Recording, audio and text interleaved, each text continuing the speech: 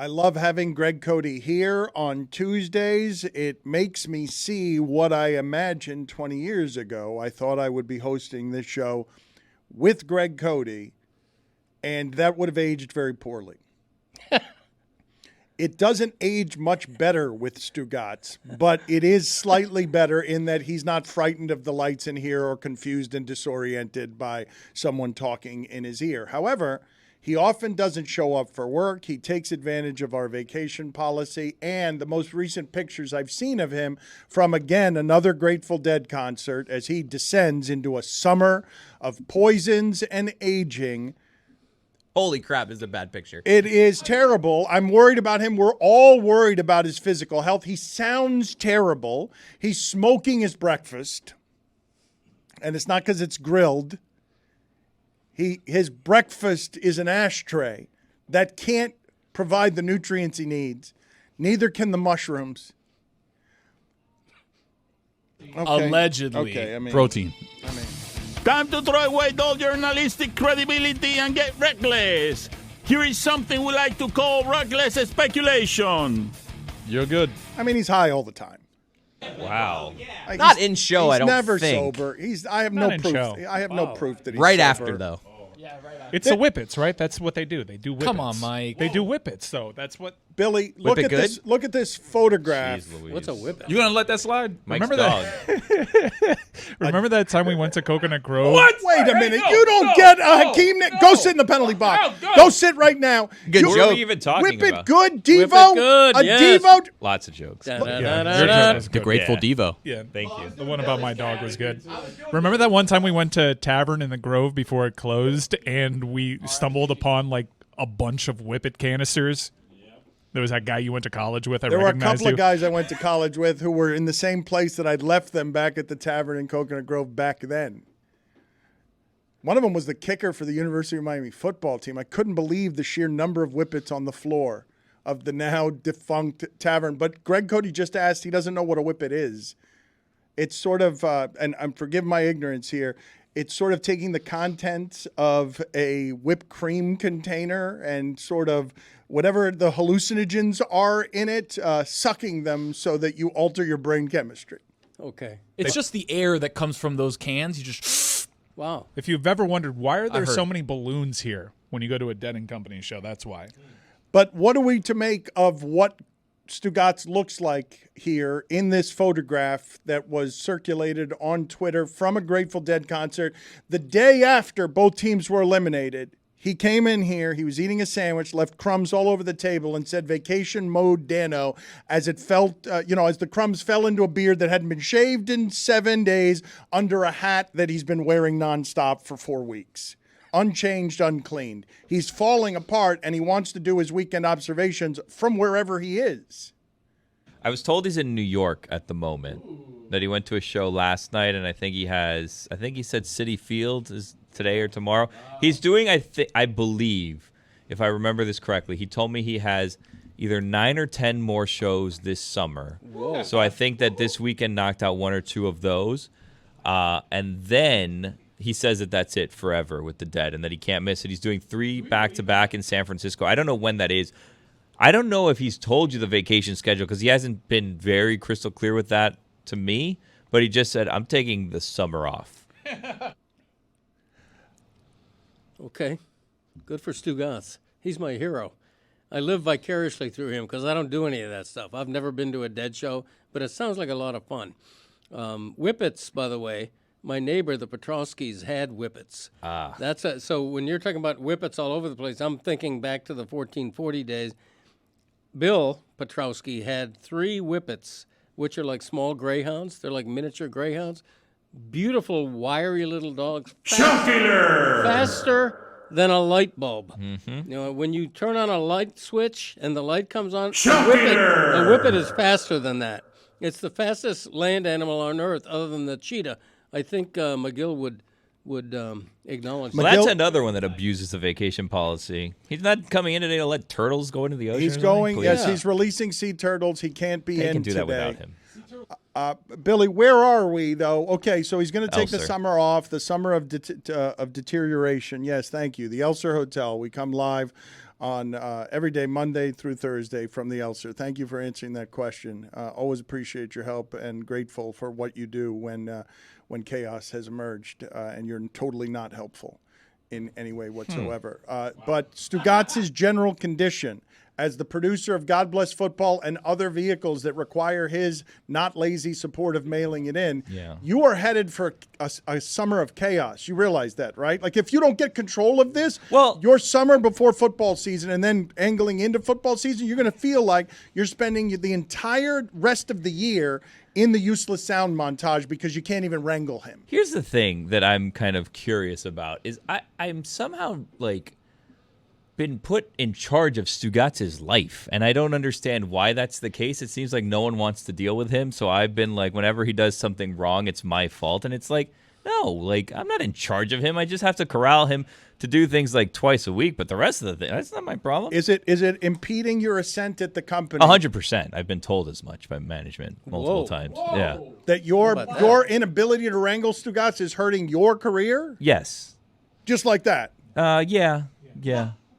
It's not the best, I gotta be honest with you. Probably not an on-air conversation, but, here we are. So I don't know what's going on with him. The long and the short of it is he says he's in New York. I think he's coming back next week. He's going to do weekend observations at some point in time. But Chris Cote, no, this is the thing, though. Chris Cote just came to me and said, hey, Stugotz is available. And I'm like, but what about the fact that whenever he does it from the road, it's about 10 times slower and we can't do it as well. And it takes 40 minutes to do the weekend observations because he's on drugs and it's too slow. I can tell you this. When I spoke to him to record something an hour ago, he seemed coherent, and his microphone sounded good. Nice. Now, I don't know if he's going to be in the same place that he was at that point in time, but he was in a hotel room. The microphone was working. It sounded good. There wasn't much of a lag, but I don't know. One of the reasons Mike Ryan has stepped back, at least in part because he's dealing with two deteriorating hosts, is how did the standard for Stugotz get lower than I Come Here Man? I Come Here Man was the lowest bar, and now he can't be bothered to come here, man, because he's got 10 dead shows this summer that will kill him. Like we have seen, his falling apart, his voice that he has to protect. The only valuable thing in this market for him is if you can hear him. He cannot write. He cannot dance. He is smoking his insides. Imagine if that was his redeeming quality, though. Like, he put everyone through all of this, but he could dance. That would be great. If the resurrection of his career is he's going to carry us to the finish line dancing, I would love that. Dan, why do you put up with him? That's He's right. just such a good dancer. Stu Astaire. Do a stare. Stu Astaire. After all these years, Dan, why have you put up with that for 20 years? You should see him dance. Just got a gift. Greg, I have a question for you. Yeah, Billy. What band or musical act would you follow around the country the way Stugotz does if you didn't have the responsibilities of having to cover all these teams day in and day out? Wow, that's a good question. Probably Glenn Miller. The Glenn Miller Band back in that day. Holy shit. Yeah, because, I'm Holy shit. No, Not here- the here's Steve what- Miller Band. Google The Glenn Miller Band? Glenn Miller. Yes, go ahead and Google that and see when its last member died. No, here's why. That was my dad's favorite big band guy was Glenn Miller. I'm too young for the big band era, believe it or not, but I would like to have experienced it. So that's why I say that instead of, the Rolling Stones. Please give or me some all the. modern group. You somehow going older than the Rolling Stones, I guess, isn't an upset. But still, Jeremy, give me some facts on the Glenn Miller Band when it is their heyday was. The first fact for you, they were active from April 1938 to September 1942. Yeah. Chattanooga Choo Choo. Pardon me, boy. Are you the Chattanooga choo-choo? What? Won't you go to me home? I feel bad for My dad's Chris been doing it my whole life. That's a Greg Cote song to me. Glenn Miller died in 1944 Damn right he did. at 40. Right in the middle of the war. Went young. But he was my dad's favorite. But then, Pardon me, boy. For this- Everybody, is this the Chattanooga choo-choo? Won't you carry me home? Is that the only one you I know? want to carry you home. Yeah, I haven't seen them. That's why I want to go see them. well, you can't. I'm sure they had many hits. There's probably an incarnation. There's probably still a Glenn Miller Band. Moonlight Cocktail was one of their hits. Moonlight Serenade or Moonlight Cocktail? How's that go? Hum a few bars. There's actually both. I've heard of Moonlight Serenade. We'll sing that one. I don't know it. I've heard of it. Show killer. Little brown jug. Oh, yeah. That's right. I think my dad used to sing that. American Patrol. My aunt would sing it in French. I never knew that song. He died serving our country. In the Thank war, you for right? your service. Yeah. Him and Elvis were in the war 20 years apart. Actually, Elvis was never in the war, was he? I think he never went overseas. In the movies. In the movies, he was. You're right. That was quite the ride we just went on. He was a toy soldier. Although in real life, he was in the military as well.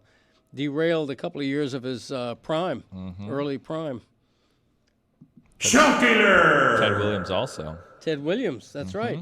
Imagine if modern-day athletes had to do that. Like Mike Trout all of a sudden is missing 3 years of his Fighter career. I mean, he has in been the missing this Army. season. I mean, geez. To be a fighter pilot. Yeah, I know. Isn't that crazy to imagine that? No athlete looks more like a fighter pilot than Mike Trout. There Yeah, is a he modern really day. does. There is a modern day Ted Williams. He just so happens to play down here. Yeah. Greg, did you know Glenn Miller was awarded the Bronze Star Medal posthumously? You know what? It doesn't surprise me. Yeah. It doesn't surprise me. He earned it. What do they award that for? I have no idea. Is Ted Williams' head still It's under Disney Just World like- still. Yeah. Last It I is? checked. it's Yeah. frozen? somewhere? Cryogenics. Last you Right. checked. In Arizona, right? Glenn Miller was born in 1904. Doesn't say death date. Disappeared in December of 1944. Wow. That's one of those. Maybe he was in a 5-man submarine. You never know. What I think we do know because we know soon. how Yeah. he went missing. Exactly. We know Serving the about that, country. yeah. Yeah. It's true. Yeah. I'm not making fun of the people in the submarine. I pray that they Or the military. that- Let's that they just get pray ahead of or, that as well. Right. You said a prayer for that? But they don't make them like Miller anymore. Imagine that a big band leader who goes off to war, Yeah. disappears under weird circumstances. You could write a book about that. You should. I should. Yeah. The Glenn Miller story.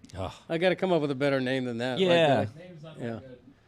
What was the about- name of his song? Maybe you tie in a song I think name. to it. Chattanooga Choo Choo Show was his killer. biggest hit. Look up whether that was his. This is the new and unimproved Dan Le Batard Show with the Stugotz. Gamble on by DraftKings.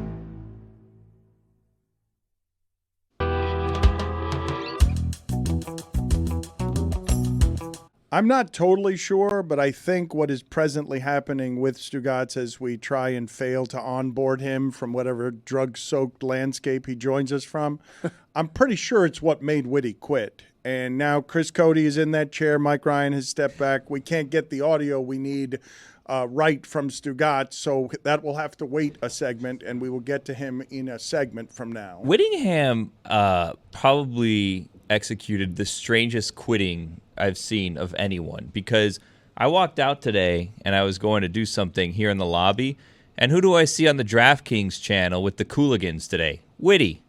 Seems like Whitty just quit coming here because he's still buzzing about, cashing checks from someone, doing something. But also doing the things that he wants to, which include not having to deal with Stugotz's schedule and having his career harmed the way that yours has been how did harmed he by escape having that? to. Well, he just quit and took the parts of the Give job me a hint, or that he Billy, wanted. you should start doing soccer. We will get to Stugotz in a moment, but I want to go back for a second. This Messi's coming to town, maybe. It is a good gig. Attach yourself near the Messi phenomenon. It's probably going to skyrocket and take care of a whole lot of people in this economy. The fact that that guy somehow at this age is still at maximum leverage while it all fell apart for Ronaldo in like 18 months. They were equals, and then Ronaldo threw it all away, and Messi is still at maximum leverage. Anyone attaching themselves to him is going to make a lot of money. Did you hear that Sergio Busquets is coming to town, too? I mean, I'm a big soccer guy. Big time. He'll be coming. Is he? From Spain. Mike, España. how many people got the reporting wrong on all of this? Is this allowing you to take another victory lap? Well, like I guess one of the criticisms, if any, that I received was that you never actually said Messi was coming here. You just said that he wasn't re-signing with PSG. I flatly told everybody that Busquets was coming. Told you like in the winter. So yeah, he's coming. And Well, you told the subs. I told the subs, I told everybody on Twitter too, and I told people on the show that Busquets, that deal was fully negotiated and done months ago. So, yeah, he's coming here, and someone else is coming here, too, because Jorge Mas finally spoke to the media, confirmed a lot of these things. Remember, Messi has not yet signed, so that's why when you see graphics, the E is inexplicably missing because they can't come out and tell you Messi is here because he hasn't fully agreed. But Busquets, Messi, and there is a third jersey up there. Go on. No, we're not doing that. You haven't earned it. That's right. Wow. Where can people purchase the right to have exclusive insider information if they care to have it there are emoji hints from on the Globe's international insider on all things Messi? You can super follow at Michael Ryan Ruiz and give half my money to Elon Musk. One of the things that I wanted to get to as we try to onboard Stugotz here, because I don't want to lose the humanity of what I'm about to say here, because we just talked an hour ago about Mike Ryan is demanding that Mickey Arison not run his business like a responsible business that has to worry about money, but that he spend the maximum amount of money in order to run his business, the dollars of it poorly, but the part that feeds the fans the way that fans and columnists want it fed. When people say sports is just a business, when you hear them say that, we all kind of know it. It's a cliche. But I simply want to point to you in the glory and the frenzy of the transaction. We're going to head into the draft, and you just saw the league taken away from LeBron. This is how it's going to happen. They've been dominating these news cycles, these old guys, for a long time. LeBron just had it taken from him and is arguing on Instagram with Michael Malone, who's taunting him with making fun of him, looking like a ridiculous, drunken person who looks like an aged white rapper, looks like Fred Durst from Limp Bizkit. that he's taunting LeBron because they took the league from him, and now it's drunken, flat brim, sunglasses, bleep off LeBron, I got the big giant young guy. From that space where the league gets taken by the young people, Chris Paul endured what I would say would be a hurtful transaction to anybody who cares about an employer caring about them. It was a year ago that Chris Paul got that team to the finals and helped that team get where they were, was a hero in Phoenix, revived his career after Oklahoma City. Chris Paul goes down as a legend for these times, but because he never won, he will be disgraced. And furthermore, no one cares that without any respect whatsoever, at the end of his career, the Suns are like, yeah, we don't care that your family's here. We don't care about what you want. Get the hell out of here. You're an expiring contract. We're going to waive you. Thanks for the memories. Get out of here. Time for the young people. And what I would add, and the young people is Bradley Beal. Like, it's not really young people. It's just 8 years younger than you. And from within that conversation, I want to ask you, the group, what is Chris Paul's place in history? Because I understand it's a business, but it feels to me like the Suns, in the name of business, just wronged what is a legend for our times. Because Chris Paul is one of the 10 best players to have played during this period. But because he wasn't LeBron, because he wasn't Wade, hell, he's better than Carmelo.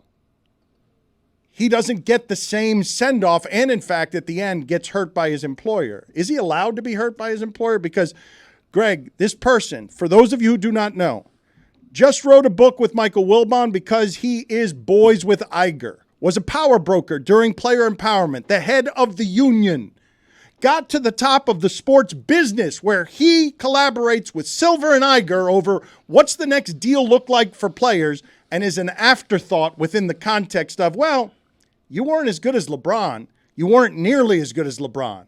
You weren't as good as Durant. You weren't nearly as good as Durant. But you're in the top 10, and at the end, get the hell out of here. We don't need you anymore. See if you can figure it out on your own. You're old. Time for the young people. It's a cruel ecosystem, man. It's cold. It's ridiculous the way he found out that they didn't have the courtesy to speak to him directly, but to me, you compare him with other point guards, not with big guys, and his place, he's third all-time in steals, third all-time in assists.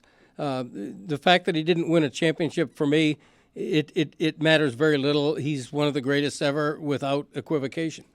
One of the greatest ever for his size, for sure. Yes. Like it's Isaiah I think Thomas. he meant point guards. right? Yeah. But I'm just Point talking. guard. I'm talking about players. I'm talking about players. This is a guy who, for 15 years during the LeBron era, was as good as any of them, like a few notches below, but by degrees for his size, incomparable almost. You got Isaiah Thomas winning championships on a broken foot, and then you go Chris Paul is second best, but will be a loser in the eyes of many people because he suffers the great shame of, well, you weren't nearly as good as LeBron. Spent most of his pro career with no cartilage in that knee. Yeah, he's one of the all-time greats. Also, this is the third time he's been jettisoned because of his age, and he had a career resurgence at one of those destinations in Oklahoma City that made him a desirable contract. I understand that he's a little sour on it. We get to ask him about this. He's scheduled to join us this week, and the timing on that is pretty good. But, yeah, he was caught off guard by this, but the reports were that he knew his time in Phoenix was ending. If anything, I'd feel a little flattered that it just wasn't a salary cap dump the way that I've been previously in my career. I'm here. My contract's a piece, an attractive piece to help lure and make the money work out to get Phoenix to that next level. At least psychologically, that has to help, right? Because you look at some other point guards who have been traded in the last few years who were also great players of their time. Russell Westbrook is an example, and Russell Westbrook played for the Thunder for so many years, brought them so close, remained loyal in a way where Chris Paul's been on a number of different teams throughout his career, and he ended up getting shipped to Houston and then flipped, of course, for Chris Paul. It's a cold business. I don't think people care, though, Cody. I think they say, well, you make a lot of money, Chris Paul, and sorry, you got to move your family, or you got to figure it out. You got all summer to do it. Wherever you built a home, that's nice, but Phoenix was your home, and you got us so close. Giannis away. You were right there, and then it blows up, and your window closes, and now you're an afterthought again. They're just enhancing his real estate portfolio because he's going to keep it in Phoenix, get one in Washington. Now my man's just spread out more. I'm good on him. I do find it fascinating. The triangle is now complete. The Bermuda Triangle for aging point guards of their generation. They all have stops in Washington, Houston, and the Clippers. It's just like John Wall, Westbrook, and Chris Paul just constantly shifting the triangle. Kendrick Perkins, who has become a voice that is being heard on ESPN, says that Westbrook would be better for the Heat than Bradley Beal. I disagree. That is the silence that I expected. I was going to say, that's about right. Disagree. But neither would be Lillard. Let's be clear about that. Lillard, and I stopped complaining Greg. about everything. I understand Dan's point. Like, it's funny how you frame that. I don't want him to run a responsible business for a team that he got from his dad. You know, how much money did he pay for the Miami Heat? Oh, nothing. Right. I'm sure he worked hard for what he got. Whatever. No, it's like, how much money is he going to get eventually when the payday comes? And he may leave it for his son the way that he got it, but I'm not asking for much. I'm really not. A luxury tax? Well, I think asking for much is asking him to spend more than any other owner. That's what you're asking for. I mean, You're if asking not, for wouldn't it be everything. the owner that didn't pay for the team? Like, if he could ask that reasonably. He should have a bad concept when it comes to money. Like, as somebody who grew up spoiled, I can speak to this. He should be willing to just say, tax, sure, whatever. There was a rough pandemic on Carnival Cruise Lines. We all know the interest that the Saudis bought in Carnival Cruise Lines, but if you look at the teams that have capitalized on their championship window recently, a lot have done so by going into that luxury tax. And Mickey Arison decided to avoid that luxury tax by jettisoning Mike Miller, a shooter, around a prime LeBron James. It is a valid criticism. Just to be clear, this is the fourth time you've made this valid criticism. I was talking about Chris Paul. How did you bring it back to the Heat? I was talking about... Well, you were the one that mentioned Well, Mickey but this Arison. is what you do, though, and it's not just you. I believe it's sports fans in general. You're always off to the next transaction. No time to celebrate the career of Chris Paul. Get out of here, guy. What are at we the end. supposed to do though with Chris Paul? It was a bad contract. We all knew that. Congratulations, Phoenix. You got off of one bad contract. That's what the great teams in this league do. When you're the general manager of the team, you and no one else wanted Chris Paul the last 4 years when that contract was a bad contract. Do you realize? Oh, I wanted Chris Paul down here, and that was another. Actually, let me add Chris Paul's name to my do you working realize? dossier. Of, do you realize how the Miami Heat would have been better if they had the last 4 years of Chris Paul instead of Kyle Lowry and assortment of others? Mm-hmm. They had that opportunity. This is an inexact thing that Mike wants to be perfect. Yeah, and it bears saying that since This is the new and unimproved Dan Le Batard Show with the Stugotz. Gamble on by DraftKings.